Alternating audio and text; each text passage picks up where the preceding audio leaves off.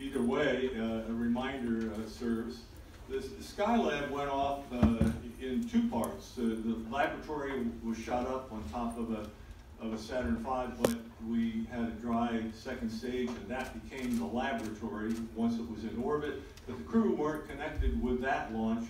They launched separately on a Saturn 1B several days later. And so we all were down the Cape watching the launch of the laboratory itself and waiting for the next few days when the crew would go up. And the trick with the laboratory was that it was going to be up there a long time, and we all know about micrometeorites impacting things and making holes in them if they do. And so we had to have what we call a meteor bumper that was developed, just a thin piece of like aluminum foil, basically, that was wrapped around the outside of the laboratory itself, and this is the S4B, basically empty. So this is a big cylinder, and think of a Campbell's soup can, and that micrometeoroid shield, and thermal shield, by the way, because it provided some thermal protection as well, was like the paper wrapped around, the label wrapped around an old Campbell's soup can. And like a label on that old Campbell's soup can, unfortunately during the launch, a piece of it at the top came a little bit loose, and the aerodynamic forces just ripped like your thumbnail right down the side of that Campbell's soup can, and off came the label at high aerodynamic pressure. And not only did the thermal micrometeorite shield disappear, but it took with it one of the two big electrical wings, the photovoltaic arrays that were strapped down along the side of that Campbell's soup can. So one of them got ripped off entirely, and the other one, it turned out, ended up with a strap of aluminum from that thermal shield that got, if I stand here and picture both wings, they went up like that, and then the solar arrays dropped down. Okay, well, one of them got ripped off, the other one went like that, and then the piece of aluminum kept it from springing out all the way once we got into orbit. The result of that was that not only did we lose half of the electricity generating capacity on the laboratory itself, although all of the ones on the Apollo telescope now did work, so we had electricity from that, but the other one couldn't get up, and so even though only one wing was there with good solar arrays, it was locked down. So, very shortly after launch, we were looking at a disaster, something like a $20 billion loss of a mission. And we didn't know what was going to happen. The temperatures inside the vehicle were going up, up, up, up, up, because the thermal aspect was gone as well. And so we were literally looking at a humongous failure of the U.S. space program. And that evening, we got a little bit of telemetry data back and kind of half figured out what must have happened based on some of the telemetry. And we knew that this one solar array must still be on it because even though it couldn't go up 90 degrees, it went open about 10 degrees or something like that, and the outer arrays inside it started to come out, and so there was a little bit of electricity when the sun hit it, and we figured, well, that's still connected. So, now the question was how to get it to go up so that we could get the electricity from it, etc., and how to protect, in particular, even, well, both of them were important. The other thing was how to protect the laboratory, which was going to be facing 90 degrees, the long axis, 90 degrees from the line to the sun, so it's going to get a lot of heat coming in, and how to keep the temperatures inside under control. So how to do that was a big problem. It was clear that there were, within 12 hours or so, it was pretty clear there were basically two ways we could do that. One was we had a little square airlock on both sides of the laboratory and are built into the walls opposite each other. In the laboratory, one of them that was pointing toward the sun, the other one that would point directly away from the sun, and we could put experiments out from Skylab through those little airlock doors. And one way to do it was, and this guy's mother worked on that one, the parasol, where you could picture an umbrella that's clamped down, stick it out through that airlock, and then have it spring out and pull it back against the side of the laboratory. Okay, just picture an umbrella. It's just exactly what it was. But that had to be manufactured and all tested and everything else. And that was the job that was done at Johnson Space Center. And his mom sewed up the material on the parasol. That was the one we first used with the first Skylab manned mission because it could be done right away. The crew could just come into the laboratory, stick the umbrella out through the hole, open it up, pull it back against it, and we'd be protected thermally from the heat of the sun. But the other way we could do it was to go EVA, and I did all the EVA preparation work on Skylab, and so I ended up that night, right after the launch, flying to Marshall Space Flight Center, where at that time we had the big water immersion facility. We didn't have one here at JSC at that point. So we had the whole Skylab underwater. I'd done, you know, I got webs between my toes. By the way, this is California business casual. But I still got webs between my toes from all the work I did underwater down there simulating the EVAs. So I was Mr. Expert EVA for Skylab and had designed all of the procedures for recovering and replacing the film and all that kind of stuff. So I really knew the outside of the vehicles very well, and I flew down right away from Cape Canaveral down to Marshall Space Flight Center and headed for the water tank to figure out how in the hell were we going to externally erect a thermal shield over the laboratory itself. That was the other way we could do it, and so. You know, I'm going to tell you one story, and I want to pass it as fast as I can because these guys got more fun to think. Jack flew it, so he can tell you all about that. But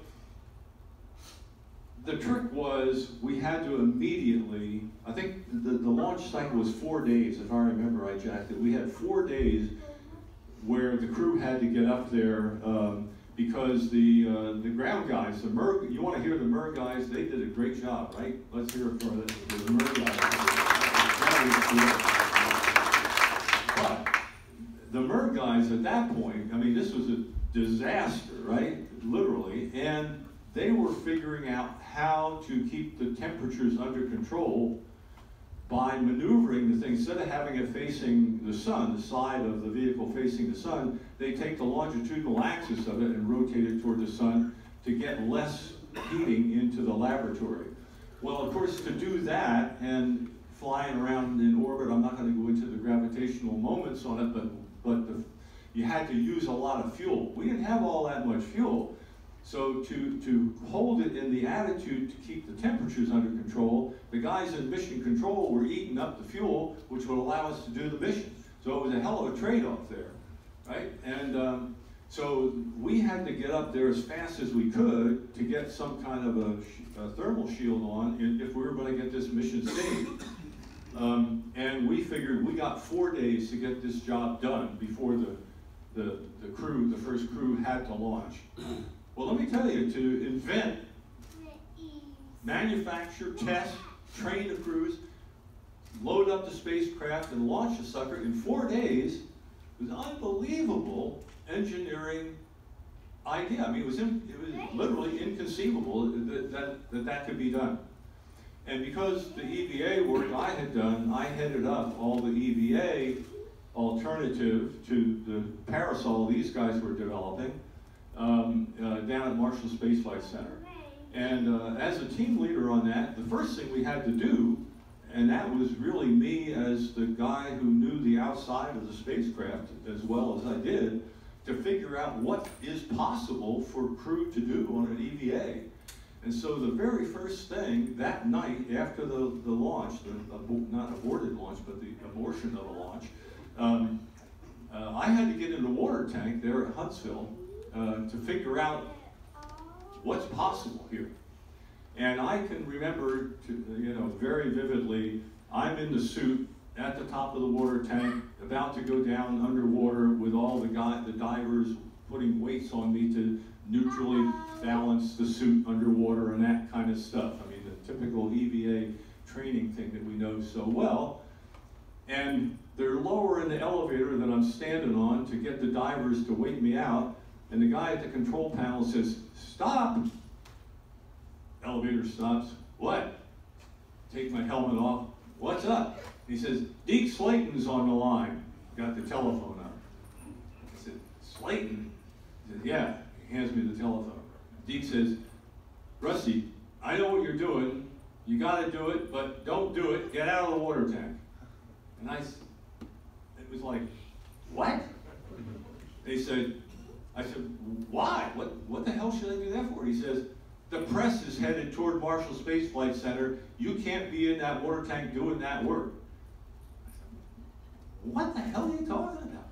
So I handed the phone back to the guy on the control panel. So he hangs up the telephone, "Get the elevator down." I had to get this answer with no way. Again, I'm down to here, and the water up to here. Telephone rings again. It's Slayton. I said, So I went ahead and got it done. Anyway, I figured out there was no way the guys could get down on the side of that elephant. I mean, that's what it was. An elephant with no handholds, not a chance the guys could get down there. But I figured if we got out toward the Apollo telescope mount, we could end up, you remember that telescope mount that had the telescope, all the solar telescopes in it, went 90 degrees. It was, they were all lined up during the launch, but then it rotated 90 degrees. We could get out at that joint. They had to go out there anyway to change the film and everything. And I figured if we get to that joint with one of the crewmen, we could erect what we ended up calling the twin pole sail. I could get two long poles, probably, I don't know, what were they, Jack, about 30 feet long, or how much, 55? Yeah, 55 feet long. We had to build it up with things that were 3 or 4 feet long, screwed together and all that. All that had to be not just designed, manufactured, tested, okay, in 4 days. We got that twin pole sail. We built a plate down at the bottom that we could make up these big long poles, stick them in the fixture at the bottom. We had a couple of pulleys at the top, really just loops, put lines through that and built a big square, another thing that needed sewing, a big square piece of cloth, basically, pretty fancy cloth by the time we got it done.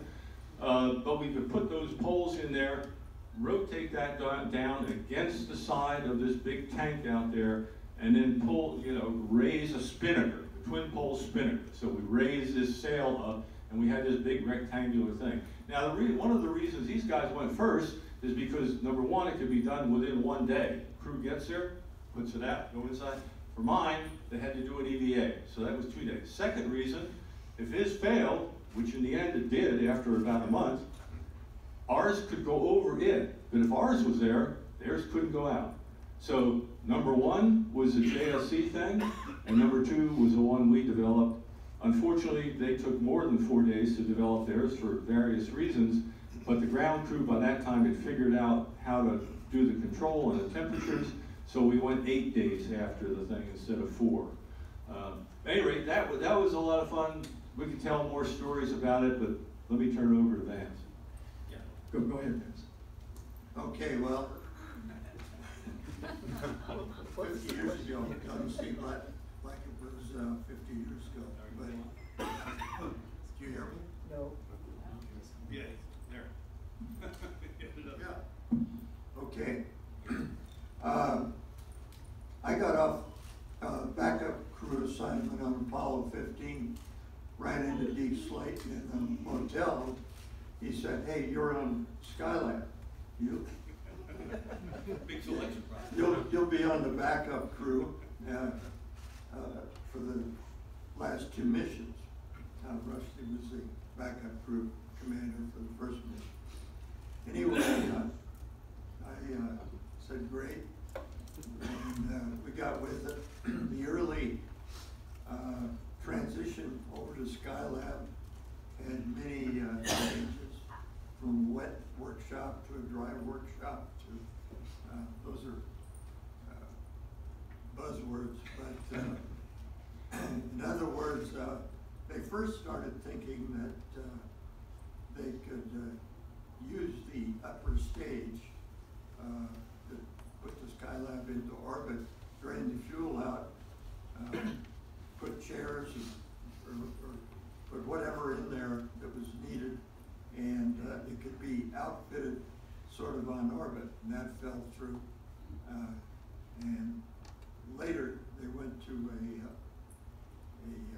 concept that pretty much had the Skylab pre-prepared at launch, and then it would be visited by 3 separate crews.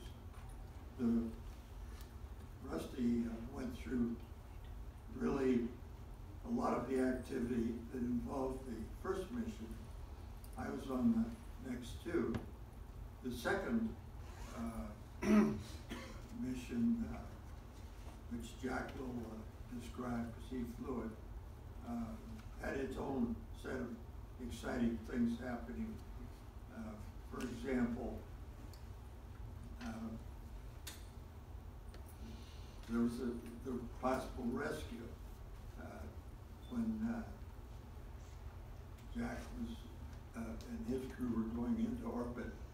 Why they lost a quad B from a propellant leak, and then after 5 days or 6 on orbit, they lost the opposite quad. Well, that meant that it would be very hard to undock and do things later when it was time to come back to Earth. They arranged for us a rescue crew. That was Don Lynn and myself. We were told that well, the mission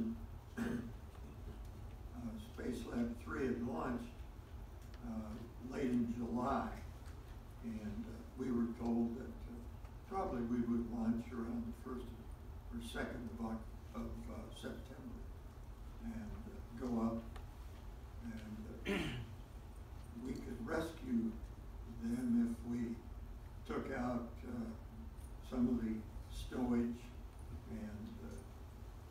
and put in couches on the floor of the command module and changed to different types of stowage. Brick, for example, instead of getting rid of lead weight for ballast, they could carry back results of experiments on orbit. So anyway, we worked real hard at getting ready to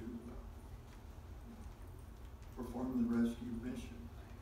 At about halfway through August,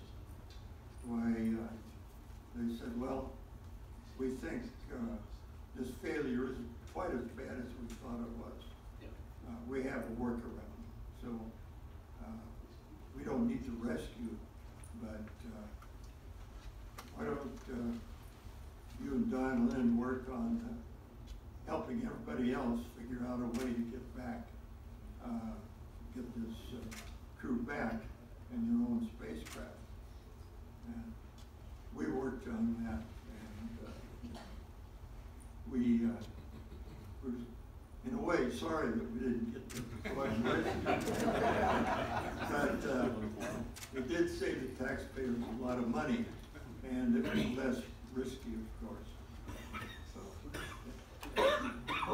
Jackson, so you got to live on the Skylab for about 60 days or so, and tell us what that was. go ahead, Jack.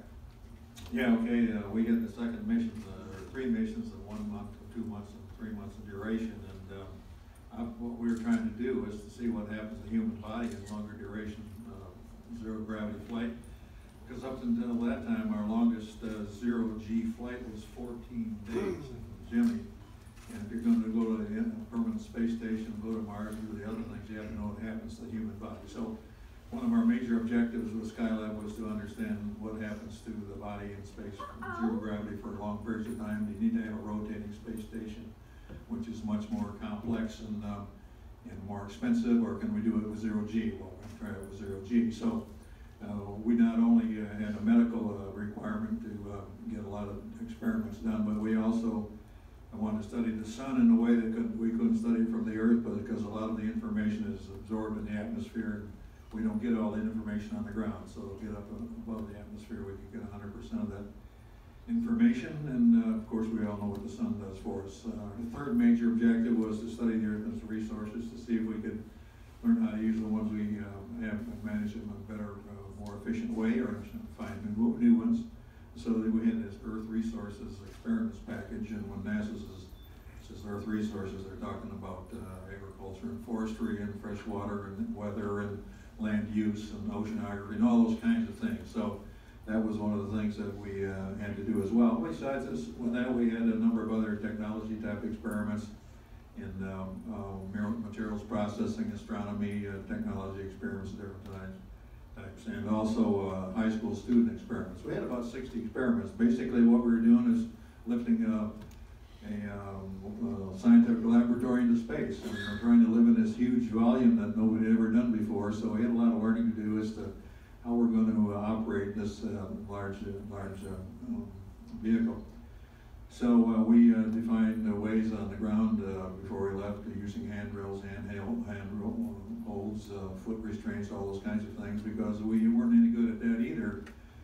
The Gemini program was the only real test of the zero gravity procedures, and they didn't pan out real well, so we were going to go invent that. And Skylab didn't really ever get any credit for inventing external procedures for doing EVA and getting things done, but we basically did those kinds of things, and we transferred that information into making the International Space Station. Was largely done with EVAs, and we were questioned as to whether or not we thought that could be done, and we developed, I think, the procedures enabled it.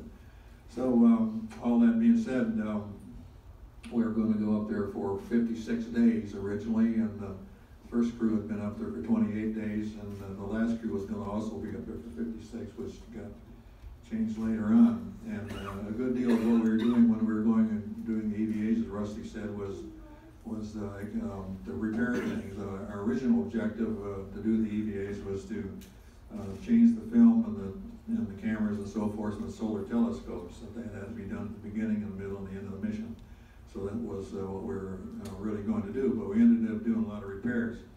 And the twin pole sunshade that Rusty got developed underwater was the thing that we had put out when we got up there.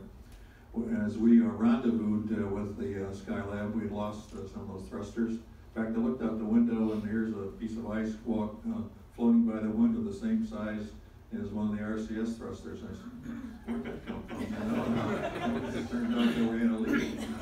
So we had to turn that one off. It made it tougher for Al to make the docking, of course, and the braking, of course, wasn't as strong as we had training. And I says, Al, we're going in there kind of fast. Tell you what, if you don't think you can get her stopped, either go left or right or up or right or left or up or down. Just don't hit the rascal. So you got to stop. And then we flew around it to take pictures so that the engineers could see what we had. And there's this flimsy umbrella down there, and the thrusters are pointing right at us, starting to billow up and down. So we ceased doing that and went around the dock. And then later in the mission, we didn't feel so good for the first few days, and so we got behind. And so after we kind of recovered from all that, we were behind, and so we had a seance with mission control to see what we could do to catch up. And so we did that. We got working real efficiently, so we got all of our work done. And it came to the time halfway through the mission when we were ahead of everything. We were looking for work to do, so we created some new kind of work for us to do while we were up there. And at the end of it, we ended up getting 150% of our job done, and rather than just 100% 100%. But one of the parts that Rusty talked about was getting a twin pole sunshade out there. Owen Garrett and I did that with Al inside. He was tending the store. We always had two people out to be able to help the other if there was a problem, of course. So we had to get in the airlock and get on out there, and we worked on umbilicals rather than the backpack, 60-foot umbilical. And then we did the twin pole sunshade. We did other things too. Pete's crew went out there and hammered on the side to get something to work inside. Sure enough, it worked. One of the things that we wanted to do was stay out there as long as we could. And we could stay out for 6 or 7 hours. And of course, we didn't want to come in right away, so we could figure out ways to tell them we weren't as far along as we were supposed to be. We found something else to do. And then the other thing was that we didn't have relay satellites so they could keep track of what we were doing all the time. We could just talk to them when we're over ground station, and that maximum would be six minutes if you hit the center of the cone of communication. So if you're over Guam or over Australia, or we had 3 of them across the United States, or over Hawaii, or Madrid or Bermuda. Sometimes you could make a whole orbit without going over any of them. And so when they weren't there and we didn't need them, it was nice to be able to not to have to do extra stuff, do what we wanted to get done. And you could tell them that we didn't have much when we were doing EVAs, that we just wouldn't get it done fast enough, and then we ought to be out of contact again. And so it was the idea was to stay out there as long as you possibly could, and do whatever you could to make sure that happened, and so we did. So sometimes we had to bend the truth just a little bit. When we put out the twin pole sunshade, Owen was down in by the hatch of the airlock module, and he had 2 pallets of these poles. And these poles were 55 feet long, but they were in 5-foot sections, so each pole was 11 pieces. And so he would put the ends together, and he'd shoot the thing up to me. I was standing looking at the top of the spacecraft, looking aft over this big orbital workshop. And there's the umbrella out there, which had done its job real well up to that point. It's kind of cattywampus, wasn't exactly straight, but it did its job. And so he would hand me these poles. Pretty soon I had this 55-foot long flagpole, and it was about this big around, whipping around like this. And the engineers were afraid of the ground. We couldn't do this, but we did. And so I would put that pole in a fixture by my feet that we had made especially for this job. And then I had this duffel bag with this big 24-foot square homemade spinnaker, yeah. And so I got the 2 poles out there in a V fashion. They're just sort of raised up a little bit off the top of the spacecraft. And so I attached the shade to the flagpole ropes, and I started reeling it out of the bag and reeling the shade up the poles. And you couldn't see very well like this because I had to really look up, and I said, these poles look like they're coming together. I looked out there, and sure enough, there's just this big wad of material in a big ball, just making it wasn't spreading out. It would not spread out. And so I said, gee, that's funny. And so I reeled the whole darn thing back in. And then it turns out that this was made so quickly that it was made out of pieces that were put together with adhesive, and the adhesive had not totally cured. So it came out of this duffel bag all folded up. And so I had this big 24-foot square thing over my head. I pulled back in. I'm separating out the seams, and I think I finally got it all done. So then I ran the flag up the pole, so to speak, and laid the thing down over the top of the parasol and fastened it. And I had to take the other corners and float out to the Apollo telescope mount to make this thing square. And that worked real well. And it was white when it was put out. You've seen pictures of it possibly, but it turned brown in the sunshine. And if you look real closely, you'll see there's on that brown shade, there's one long piece that is white. it turns out that that was fastened together and I didn't get it apart, and so it didn't get as much sun on it, and it popped up open by itself, but didn't get as much sun, so that's the white streak. So anyhow, let's see what else to talk about. We got all the work done. We really enjoyed being there. We were supposed to stay there for 56 days. And all of the equipment that we had was launched on the Saturn V with nobody in it. Of course, the Skylab was packed with all the gear, and it was all inventory: the clothing, the food, the cameras, the film, all of the materials that are going to be used. All was all packed before the mission, and we could not get in the other guy's stuff.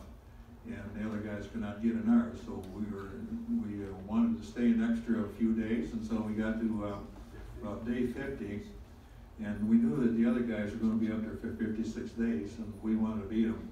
So we asked for an extension of at least 10 days, and the mission control mulled that over for a few days, and he says, no, you used all your stuff, you got to come home, and you're going to come home at the end of the time that we planned for 56 days. But as we were getting ready to do that, they said, look, on day 56, you're not going to be anywhere near an orbit that goes over the recovery fleet, so you're going to have to stay up there for 3 or 4 more days. Yeah, that's great idea. 4 days in our world's favorite spot. We were having a ball, getting all our work done and looking out the window and enjoying the EVAs and all that. And so we got to day 56, and the ground says, you got a problem. You lost all this propellant. You lost half your propellants to get home with, but we figured out a way to get you back. But you got this other hygiene problem, and it turns out that since our clothes were rationed, our coveralls, we could get a new set every 2 weeks. But our skivvies, everybody knows what skivvies, at least the military guys do, they're everywhere. We were rationed, you get every other day you get a clean set. So we had 56 days worth, 28 changes of skivvies. Came to day 56 and ground, and we didn't think about it. But this is what the ground's paid to do. They take care of it. It's got an engineering problem the MER handled. We'll have to see what happened in the MER on that one. So they says, wait, you got a problem. You don't have enough skivvies up there. So day 58, there's no because of the days you get 60, why it's going to be really tough.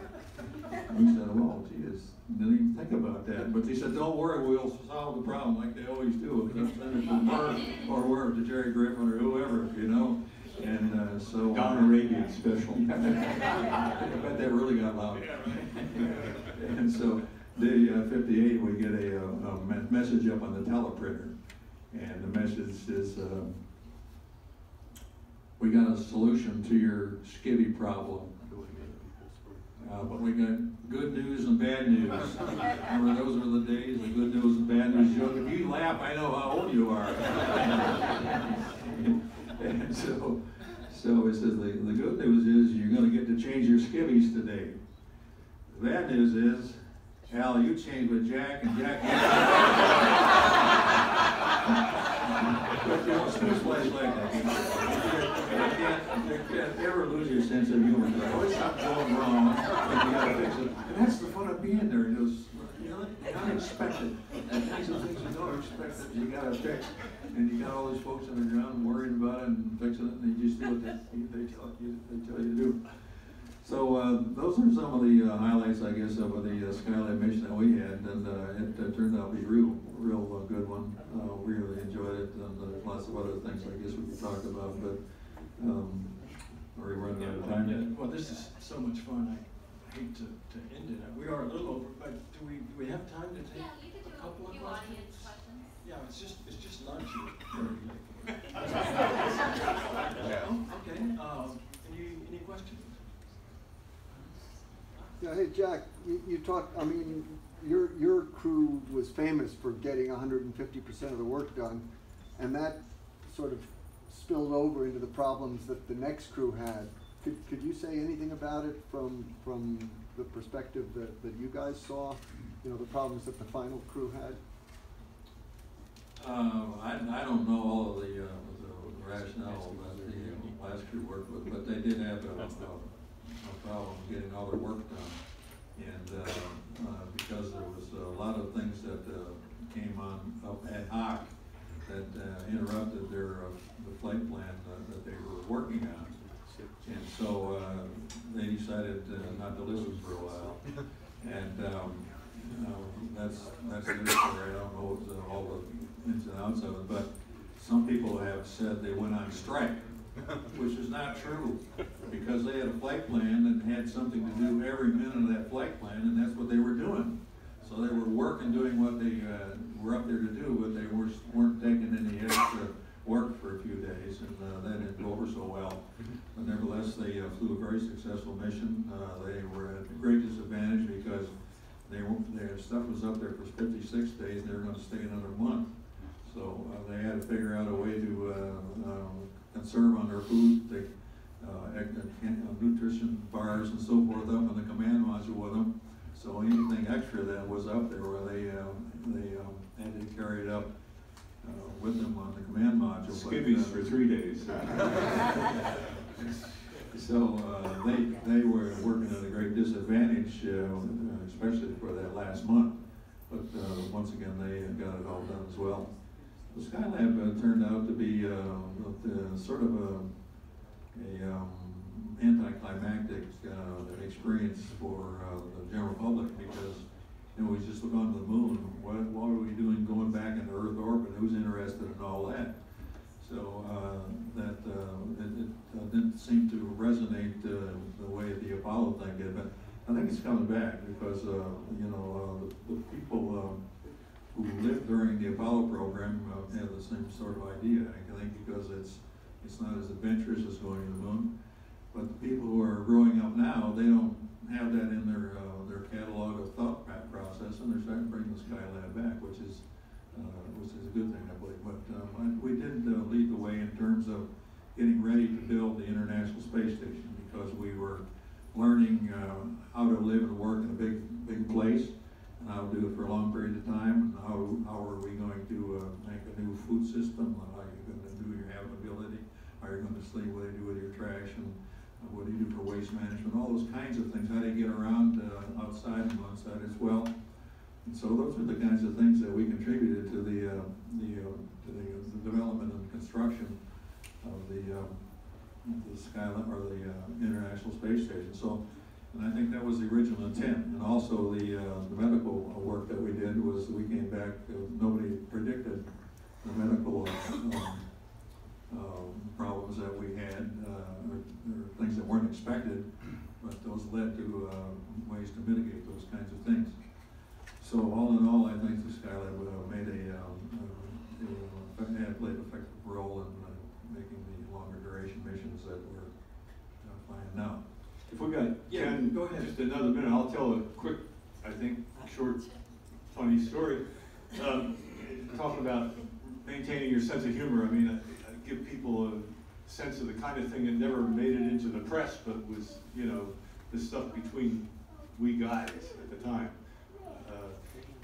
Some of you, well, let me give you a picture. Jack was talking about it. Generally speaking, EVA, we always had two guys going out on Skylab.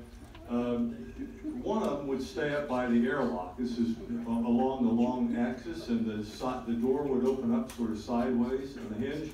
The guy would come out of the door, and there would be a set of foot restraints there, and you'd get into foot restraints, and then you'd lean back. Other guy would come out, and like Jack, you'd go down to the end of the telescope or something, and we would run film canisters back and forth. But one guy would stay up next to the airlock hatch, and the other one was down doing the film changing. So it was always, we were very aware of this, that the guy that came out would come out head first, and then only after he got his foot in the foot restraints, he would lean back, and then he would see the side of the airlock. Well, these were, again, this was, early 70s, right? And so at that time, some of you who are older may remember that in competition with Playboy magazine, there became Playmate magazine, right? Or Playgirl magazine, I guess that's what it was. This was sort of the ladies' opportunity to get back at the guys, right? And it didn't last for a long time, but it was kind of fun. And there was always, you know, a semi-naked male as the centerfold of the Playgirl magazine. And so we thought this would be kind of fun, and especially when one month a special nude came out. And so we got a big copy of this centerfold nude male, and we stuck it on the side of the airlock so that when the guy got out and leaned back, here were these nude males up there. And I don't remember whether it ever flew. I think it was supposed to go on your mission, but in any event, we put it underwater. And I think one of you guys took it home with you. But we did end up testing this thing by having it underwater, right, in the neutral buoyancy facility. And lo and behold, well, I'll tell you the punchline later, but lo and behold, it came to pass, as they say legally, that I ended up getting the first Russian cosmonaut, Soviet cosmonaut, underwater in our neutral buoyancy tank over Huntsville in a U.S. spacesuit. So that was, I'm not going to bother you with the story how that happened, but in any event, this was a guy named Vitaly Sevastyanov, interesting, sort of smart-ass cosmonaut. And one day, when they were visiting, this was sort of a special event, so I was going to play Jack Lousma and go out to the end. I was testing something in terms of replacing the film, but I got Vitaly in the water tank when they were visiting, and he was going to play that role of passing me the stuff and stay. He was going to be the one playing right outside the hatch. And I hadn't even remembered we put this damn Playgirl thing there, right? So Vitaly gets out, and this whole thing goes off, and here, just picture yourself now as this Russian cosmonaut getting out, getting in. He's never done this before, never been in an American spacesuit, never been in neutral buoyancy before, and he's doing all this stuff, and he gets his feet in, and he leans back, and here is this Playgirl, you know, extravaganza in front of him, and it was a nude male with the head of Henry Kissinger. Now, let me tell you, the question I got from that Soviet cosmonaut after the test was over, you can imagine, what was that? But anyway, there was a lot more humor than the press let on. Let me talk about our patch a minute. You know, we wanted to make a patch that represented what we were going to do in space, and so we had the red, white, and blue, our favorite colors, and we had a big ball in the middle, and half of it was the sun. We're studying the sun. The other half was the Earth. We're studying the Earth, and then we have to come up with something for medical. Now, Bean's very creative guys, you know, and he came in, and we couldn't figure out how to represent the medical part, but he came in, I'd like to use Leonardo da Vinci's four-legged and four-armed man, because that's what he was using to try to scientifically define the human body or something like that. He said, nah, I said, all right now, that's a pretty good idea. And I said, but I'm a Marine, and that guy needs a haircut, Al. So he trimmed him down a little bit. I said, besides that, you're going to have to get a Speedo or something, because he's too exposed to never pass the NASA test. So, okay, we'll take care of that too. So that's how that patch got defined. And then unbeknownst to us, our wives had got together to make a patch of their own. And we didn't know nothing about it until we got into the command module, and then we were unpacking it and taking things out of the door, on lockers. And on the inside of 3 doors was a sticker with their patch.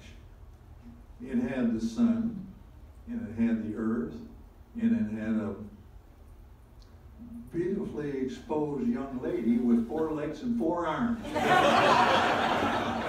One for each of us. They look better every day. They sell for a lot of money on the auction. But if you get a patch of the latest patch, there's some knockoffs. Some of those are copies. They're not the originals.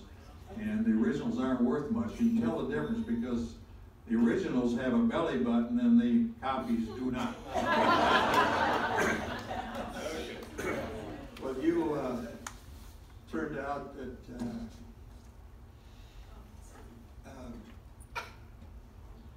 you're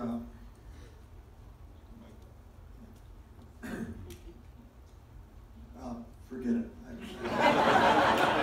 Forgot. I probably don't have the answer anyway.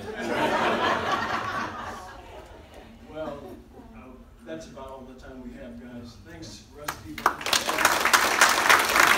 you.